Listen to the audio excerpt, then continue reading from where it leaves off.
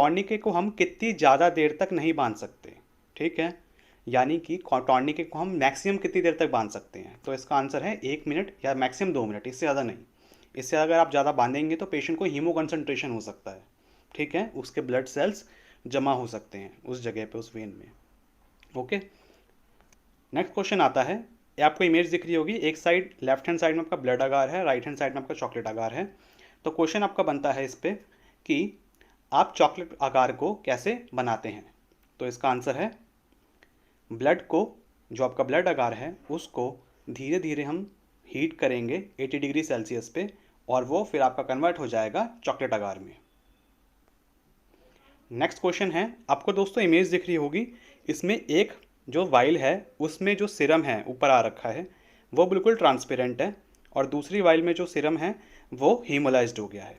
तो क्वेश्चन आपका बनता है कि आप हीमोलाइसिस को कैसे बचा सकते हैं, ठीक है। बहुत इंपॉर्टेंट क्वेश्चन है फ्लैबोटोमिस्ट के लिए, एक लैब टेक्नीशियन के लिए, जो भी आप कलेक्शन कर रहे हैं। तो सैंपल आपका बहुत इंपॉर्टेंट पार्ट होता है किसी भी लैब टेस्ट के लिए, ठीक है। वो सैंपल आपका हीमोलाइज ना हो, इस चीज़ को प्रिवेंट करने के लिए आप क्या क्या कर सकते हैं, ठीक है। तो इसका आंसर है हमारा जो एंटीकोगुलेंट हम यूज़ करते हैं हमारे जो वाइल के अंदर होता है वो अच्छे से मिक्स हो, ये इसका हम श्योरिटी रखें। जितने उसके इन्वर्जन होते हैं 5 से 10 बारी, हर एक वाइल का अलग अलग होता है, ठीक है। और दूसरा पॉइंट हम क्या याद रख सकते हैं कि जहाँ पे पेशेंट को हीमाटोमा हो रखा है, ठीक है, यहाँ पे पेशेंट का कहीं पे ब्लड कलेक्शन हो रखा है ऑलरेडी पहले से, वहाँ से कलेक्शन ना करें।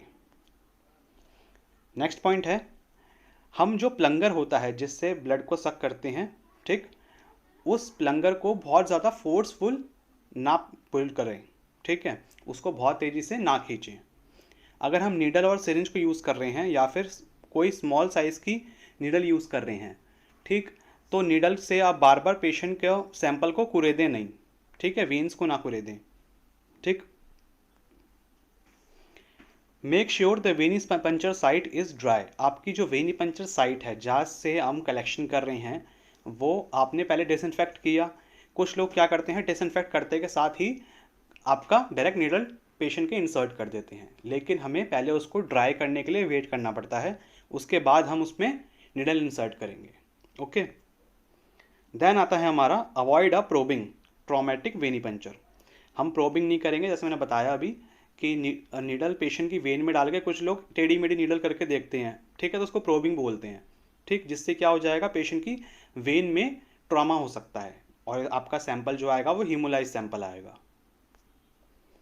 नेक्स्ट पॉइंट है अवॉइड प्रोलॉन्ग्ड टॉर्निके एप्लीकेशन, ठीक, यानी कि आप टॉर्निके को ज़्यादा देर तक नहीं बांधे, जैसे मैंने ऊपर वाले पॉइंट में ही बताया आपको, या फिर पेशेंट को, अगर कोई पेशेंट आपका मुट्ठी बहुत तेज़ी से बना रहा है, बहुत टाइट बना रहा है, तो वो भी उसको बनाने के लिए मना करें, ठीक है, उसको फिस्ट क्लेंचिंग बोलेंगे। नेक्स्ट क्वेश्चन आता है हमारा आइडियल रूम टेम्परेचर, ठीक है, तो वो होता है हमारा लैब के लिए 20 से 25 डिग्री सेल्सियस। नेक्स्ट क्वेश्चन आता है दोस्तों HbA1c के लिए, ग्लाइसेटेड हीमोग्लोबिन के लिए, कि आपका ग्लाइसेटेड हीमोग्लोबिन का जो सैंपल है उसको हम कौन सी वाइल में लेते हैं। तो इसका आंसर है EDTA, ठीक है, EDTA वाइल में हम लेवेंडर वाले टॉप में HbA1c का सैंपल लेते हैं। नेक्स्ट क्वेश्चन है कि आपने कोई सैंपल कलेक्ट करा पेशेंट का, अब उसका किस कारण से जो सैंपल है वो रिजेक्ट हो सकता है, ठीक है, या फिर सैंपल रिजेक्शन बोल लो, या फिर आपका कोई लैब टेस्ट है वो किस वजह से कैंसिल हो सकता है, ठीक। तो बहुत इंपॉर्टेंट क्वेश्चन है ये, क्योंकि कैंसिलेशंस पे आजकल बहुत सारी लैब्स काम कर रही हैं, ठीक, कि टेस्ट उनके कैंसिलेशंस कम से कम हो, तो आपको भी इस बारे में पता होना चाहिए, ठीक है। तो आपका जो कैंसिल हो सकता है वो आपके डिफरेंट तरीके से हो सकता है, तो उसमें से बहुत कॉमन जो कारण है वो देख लेते हैं। पहला, डुप्लीकेट टेस्ट रिक्वेस्ट, जो कि कॉमन है, ठीक है, बिल्कुल जायज़ है कि अगर कोई टेस्ट है डुप्लीकेट है, ठीक, किसी ने CBC और ESR लिख दिया, किसी ने CVP भी लिख दिया, ठीक है, तो डुप्लीकेट हो गया, तो एक वाला टेस्ट जो होएगा उसको कैंसिल कर देंगे हम।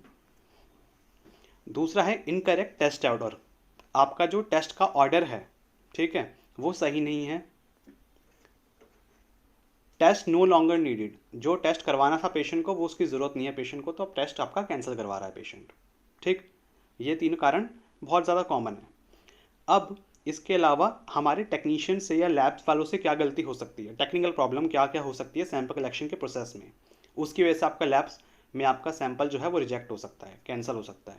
पहला, सैंपल का हीमोलाइज्ड होना। दूसरा, HbA1c का सैंपल कौन सी वाले में लेते हैं, EDTA, आपका एंटीकोगुलेटेड ब्लड का, और सीरम जो है आपका लिक्विड कंपोनेंट है कोगुलेटेड ब्लड का। ठीक है, बाकी अगर आपको और भी 10 पॉइंट जानने हैं तो आप आई बटन पे क्लिक करके देख सकते हैं।